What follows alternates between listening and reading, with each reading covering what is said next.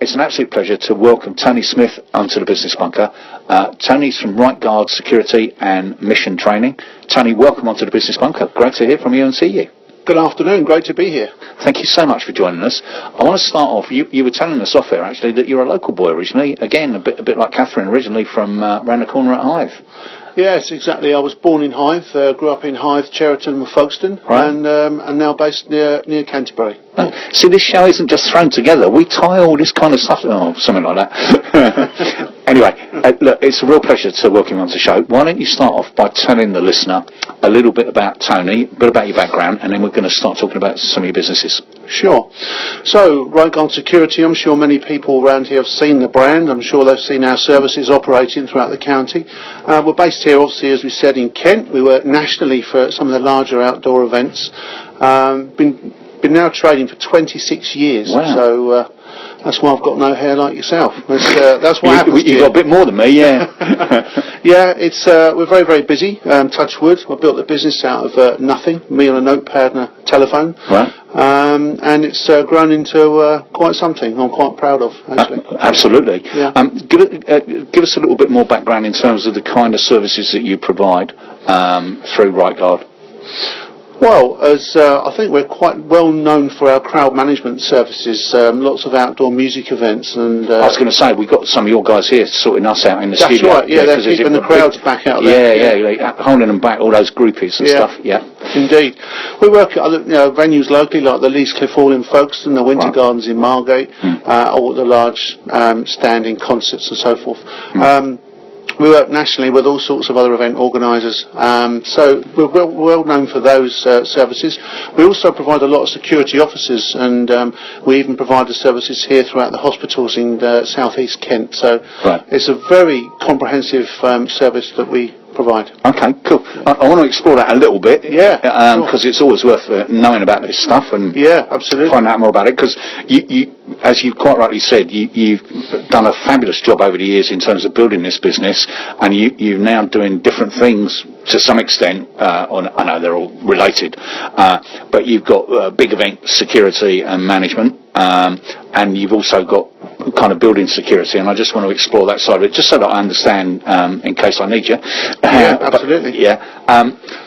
Let's explore the building security side of things. Is that, patrols, or do you permanently man, like nighttime reception desks? How does it work?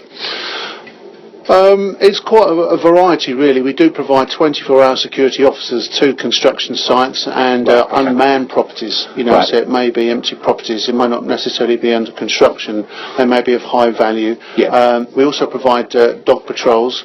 We've got trained dogs that will actually, enhance security provisions. Right. So that's a big thing. Obviously, CCTV now plays a massive part in the security industry, and it's seen predominantly as the cheaper approach rather than the security officer on site. However, many companies and many approaches now would actually like to go back to having a security officer on site, because obviously once we're reliant on equipment, IT sometimes can fail, as we all know. Absolutely. And of course, inherently, we lose our CCTV. So the security officer will remain out there. He's strong, he's profile, and I think it's a reassuring sight for people to know there is an officer on site. Yeah, absolutely.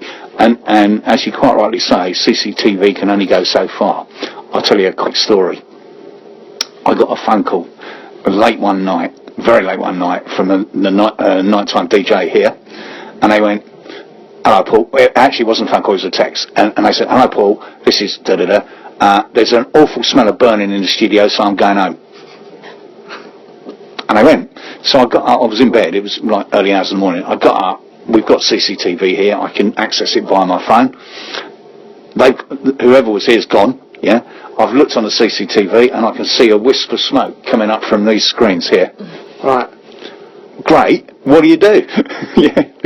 So I had to get up, get dressed, drive all the way. I live 40 minutes away. Drive all the way over here to find out what it was. And lucky I did, because the plastics around had got too hot and it had melted and started to drip onto the equipment. So okay, you can see something on CCTV. It's not like it used to. You know, I can watch my building burn down in full colour. Yeah, absolutely. We do provide a lot of alarm response and key holding services, so we are reactive and interlinked with CCTV. So Yeah. just like in the scenario you just mentioned, if CCTV pick up movement on the site, we'll actually then be deployed to investigate that ourselves. Yeah. Okay. And just last night, actually, we with Kent Police caught some thieves in operation, which was a diesel theft Right. in the early hours of this morning. So, yeah, that was due to our reactive responses, working closely with the police, which is something which is obviously a great result for all. Yeah, absolutely. Yeah. No, absolutely. And as you say, it's that combination, isn't it, of having technology deployed, Yeah. but something you can do with it once you've detected something not right is happening. Absolutely. No, absolutely. Okay. And just to refresh my memory, I think you did say this, that you cover, through Right Guard Security, you cover the southeast of England, is that right? Oh, definitely, and somewhat. But basically, we can provide national services for the larger events. Right. Obviously, for one man and his dog, obviously Yeah. it's not practical to go too far afield, but Sure. obviously for the larger events, we work all over the place. Just give us a feel for the kind of events that you've kind of managed in the past. Sure. Well, things here locally, for instance, such as the Kent County Show. Right. We've been providing the services there for a number of years, and Right. we are again this year. Okay. The Simply Red concert this year, which is at the Canterbury Cricket Ground, Yeah, which is in June. Yeah. I do a lot of work with Noel Fitzpatrick, the super vet, which I'm sure all the listeners are aware of. And he's actually staging his own one-day music festival in June, which is called One Live. I'm working with him closely on that, providing close protection officers, crowd management, parking, and traffic management elements around the outside of the site in Guildford. So, yeah, we work on huge outdoor events, as well as, two guys working at a private function or perhaps nightclub security. Okay. Well, I've seen that movie, The Bodyguard. The Bodyguard, Yeah, yeah. Ghost protection. We do a lot of that. Do you? Yeah. Cool. Maybe we'll explore that in a moment. Yeah, sure. I want to kind of move along now to another part of your business empire, which is mission training. That's correct, yeah. Yeah. Why don't you kind of tell us a little bit about that, and we'll explore that for a moment. Sure. Well, mission training was actually formed off the back of Right Guard Security, enabling us really to look into the further depths of getting some more professionally trained security staff. Yeah. There's no point in putting staff out there that are inadequately trained, Sure. who are not able to actually react or to be able to cope with a situation when it arises. So there are nationally approved training courses that must be delivered to meet the Security Industry Authority legislation, but over and above we provide additional training.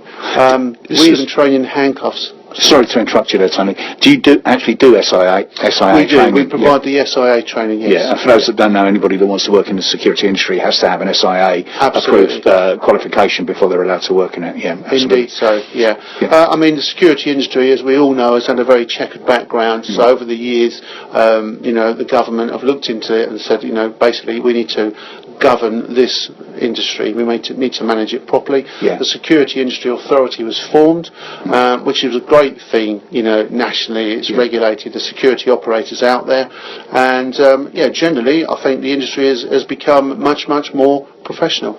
Without any shadow of a doubt, I'm of an age to remember going to clubs and stuff where the bouncers, as they were called, were well known because they were bouncers, and their only claim to fame was they were bigger than you, can hit you and hurt you. And of course, all of that has radically changed. And as you say, industry training now is to avoid those kind of confrontations more than anything. Yeah, of course there are still a few of those out there, and there are. But generally the industry has changed, and I think the perception of the security. If you then use the words, you say security, it conjures up all sorts of different thoughts of people. Be it cash in transit, be a security officer in a shop, be it a guy at a nightclub. So that it's very, very diverse. Yeah, absolutely. And the pressure is on so much more now. Clients expect so much more from the security providers. Everybody now is carrying around their own CCTV. Everybody has their own telephone, and they will film or take pictures instantly of anything that they feel is not right.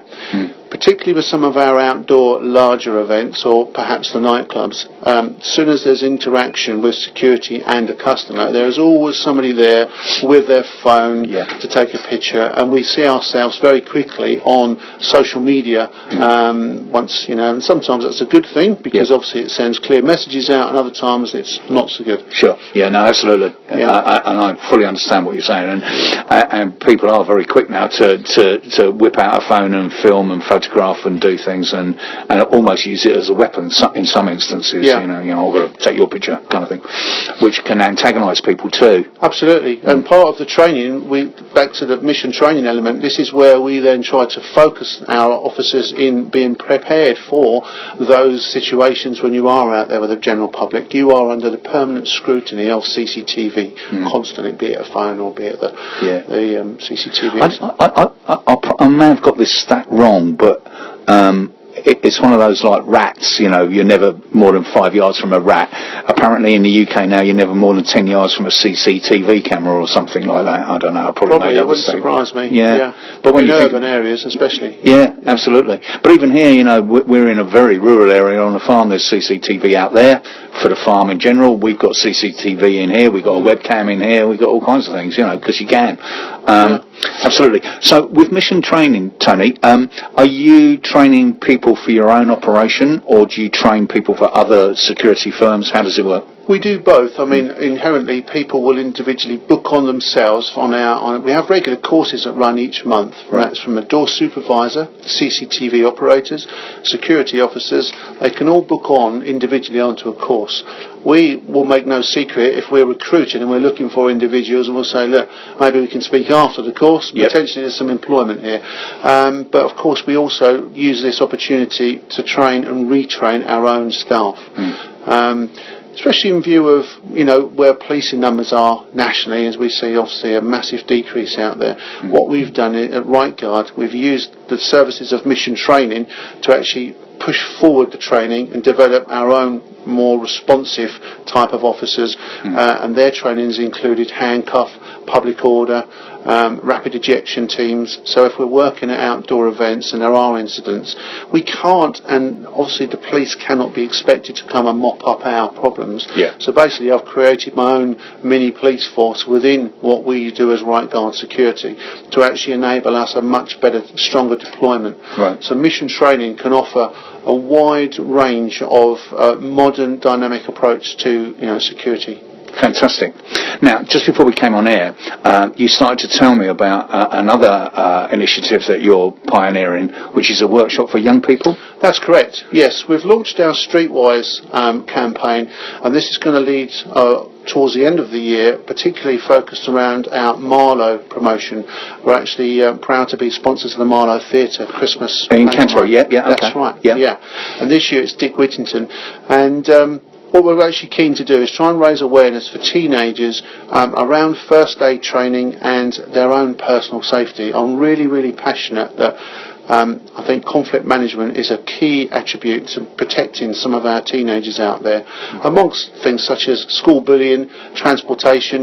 Some get on the bus, some are just having to walk to school and so forth, urban or rural areas, and I think it's a key area that I'm keen to to explore and try to share some of my skills with teenagers and young adults. It's really interesting. I had lunch a few weeks ago with a mum in West Kent, and there'd been some trouble at her daughter's school with people driving around in vans and trying to intimidate school kids in one way or another, and she'd kind of heard about this, and the school had sent around a letter warning people, and she was trying to think of a way of trying to handle that in the long term, because kids, especially teenagers, young teenagers, don't want to be mollycoddled all the time. But by the same token, you can't just leave them to their own devices, because, it's a dangerous world out there.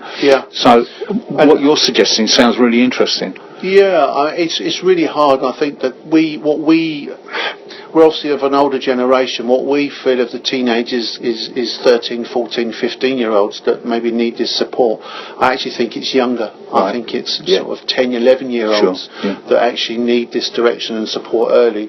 They're all governed by social media. All of them have a telephone stuck in their hand or earplugs in their ears, and sometimes they're not really aware of their own surroundings. They're more focused on the music or obviously on their friends through Snapchat, etc., etc.